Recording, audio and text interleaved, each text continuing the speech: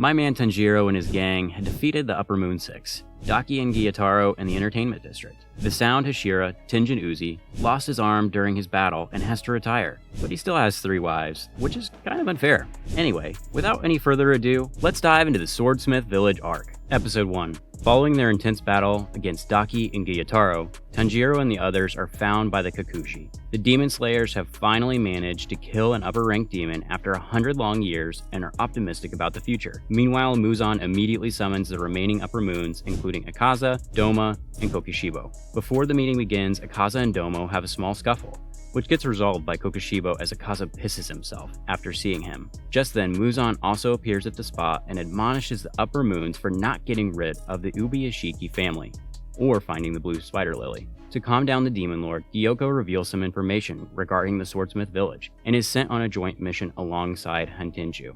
Akaza also vows to kill Kokishibo, even though he's a pathetic loser. With all of this going on, Tanjiro proceeds with his rehabilitation while Inosuke and Zenitsu are sent on individual missions. He then receives intel that his swordsmith Haganazuka has refused to forge him a new sword, and with no other option left, Tanjiro has to visit the Swordsmith village himself to meet with Haganazuka and beg him to forge his sword. Alongside Nezuko, Tanjiro reaches the village even without knowing its exact location, because it is hidden for a reason. Tanjiro then meets up with the village chief Tekken Kawahara, who reassures him that he'll convince Haganazuka to forge him a sword. Following this, Tanjiro comes across the love Hashira, Mitsuri, at the hot springs, who has some abandonment issues and complains about someone ignoring her. Upon reaching the hot springs, he encounters the young brother of Wind Hashira, Jinya Shinizugawa, who had passed the Demon Slayer's selection exam alongside Tanjiro. Tanjiro keeps pestering him, which makes Ginya believe that Tanjiro is a pathetic loser, and he brushes him off. Later on, Mitsuri informs Tanjiro about a secret weapon that might make him stronger,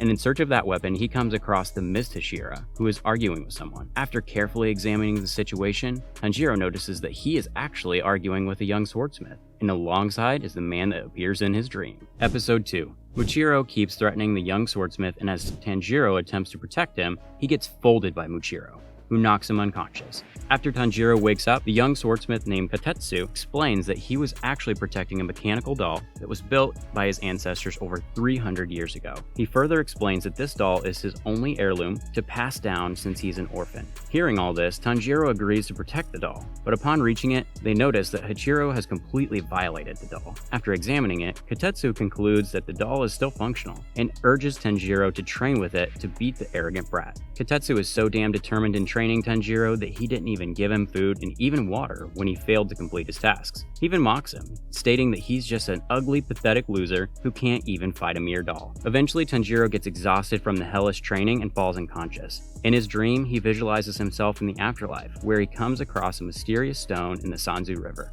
Surprisingly, this stone allows him to detect attacks instinctively and dodge them as well. With this newfound ability, Tanjiro finally manages to land a blow on the doll and get some food. With this, the training proceeds and Tanjiro gets better at reading the doll's movements until one day, he accidentally breaks the doll's head. Much to their surprise, a sword was hidden inside the doll. Episode 3. Katetsu suggests that Tanjiro uses this sword, and they get way too excited about this. However, much to their disappointment, the sword was quite tarnished, which makes sense because it is 300 years old. Just then, a muscular guy appears out of nowhere, and it turns out it is Haganazuka, who has turned into a Chad. He takes the sword away from him, intending to restore it. Following this, Tanjiro once again comes across Ginya and attempts to befriend him, only to get mocked again. He also notices that Ginya has regrown his lost tooth. Concurrently, Hantenju and Gyoko have made their way to the Swordsmith village as Hantenju encounters Tanjiro and Muchiro. As soon as Hantenju enters the room, Muchiro beheads him, but the demon splits into two. One of them, Karaku, blasts Muchiro away with his wind-based Uchiwa,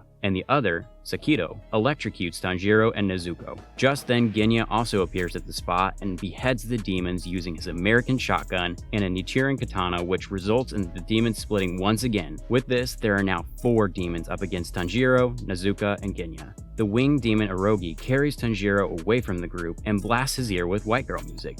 Sonic Shriek. Meanwhile, Nezuko and Ginya are up against another demon named Ayetsu. With all of this going on, Muchiro, who had been smashed away, rushes back towards them. On his way, he comes across Katetsu, who is under attack by a weird fish monster. He wants to ignore him since he's trash, and his life is not that important, but he remembers Tanjiro's word about how saving people would eventually help him and decides to save Katetsu. Episode 4. Even though Muchiro beheads the fish monster, it doesn't die unless he slices the face on its back. After this, Katetsu literally begs him to save Haganezuka and another swordsmith named Kanamori. Hearing all this, Muchiro refuses to accompany him, stating that he has to protect the village. Just then, he remembers Kagaya's words about trivial events triggering his lost memories to return. With this in mind, Muchiro decides to accompany Katetsu to save the swordsmith. Meanwhile, Tanjiro has determined that the 4 demons represent emotions, including rage, joy, pleasure, and sorrow. He also discovers that their tongues are their weak points, and slashing them would paralyze them for a while. Meanwhile, Genya and Nezuko are up against Sakito, Karaku, and Ayetsu, who are in complete control of this battle. Suddenly, they notice that Genya is inhumanely resistant to normally fatal wounds. Nezuko, on the other hand, frees himself from Karaku's grip and burns him. She then uses his own Uchiwa against him.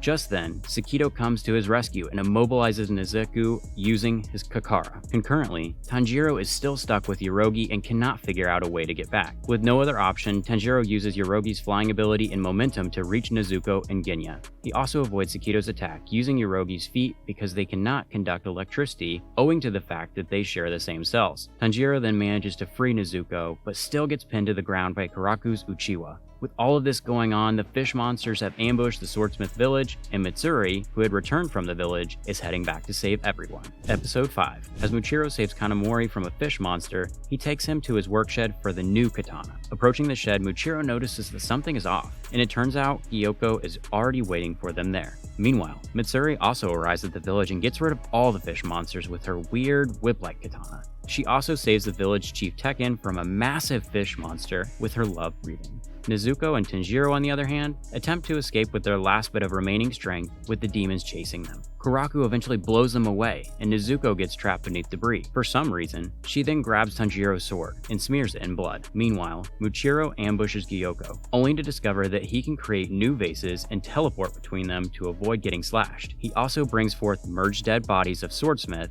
and presents them as his art. Seeing that Muchiro is dodging his attacks rather easily, Gyoko targets Katetsu and Kanamori to distract him, and eventually succeeds as Muchiro gets struck by multiple poisonous needles. He then gets trapped inside Gyoko's watery vase, which will suffocate him to death and can't be broken from inside. With all of this going on, Nezuko utilizes her blood demon art to burn Tanjiro's katana into bright red, as suddenly Sakito gets a random flashback of Muzan's memories and realizes that this katana resembles that of the swordsman that almost folded Muzan. With this, Tanjiro once again awakens the demonslayer mark and beheads Yorogi, Karaku, and Sakito. He also notices that Genya has managed to behead Ayetsu and has now assumed the appearance of a demon for some reason. Episode 6. Tanjiro discovers that the demons are still alive despite being beheaded at the same moment. Following thorough consideration, he realizes that there must be a 5th demon hiding somewhere and informs Genya about it. Genya fiercely displays his jealousy and proclaims that he too would vanquish an upper-ranked demon, to which Tanjiro reacts positively.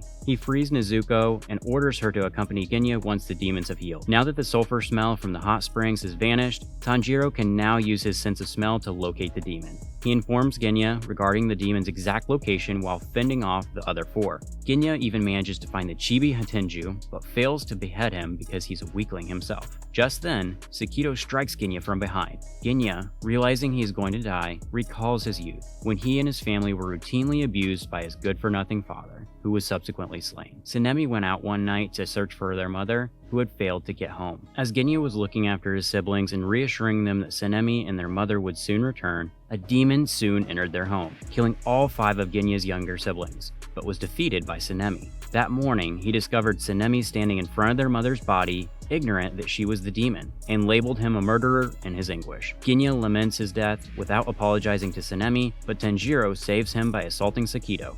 After Genya protects him from Ayetsu's strike, Tanjiro pursues Hantenju himself. And that's it, folks. Make sure to like and subscribe so you don't miss out on the next part. Till then, sayonara.